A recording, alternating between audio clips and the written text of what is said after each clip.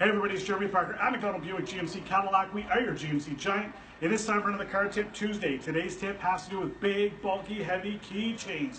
Now, when the weight of the keychain hangs, gravity is going to continue to do what it does, and that is pull down. So the ignition has to handle all the weight when the key is in the car while the car is at rest, making turns, riding over bumps, going up hills, etc., etc.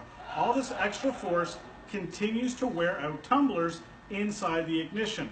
A worn tumbler from the weight will eventually no longer be able to engage and turn the ignition lock.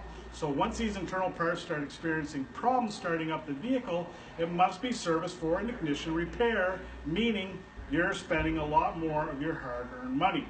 So if the key starts to kind of stick in the ignition and does not initially start the car until you start to wiggle them, these are telltale signs that the ignition is beginning to wear away. Now you also want to take a look at the key itself. If the key looks kind of old and worn out, it's recommended to get a replacement.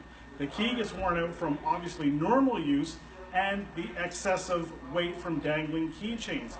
If the tumblers in the ignition locks are repaired before it fails, it's an easy fix. But you don't want to ignore the signs before complete failure, ultimately leaving you stranded. So if you have a bunch of knickknacks on your keychain, maybe lighten up the load a little bit and just have your car key and the house key or something, and it's definitely going to save you down the road. Thank you so much for watching this week's Car Tip Tuesday, and until next week, speed safe.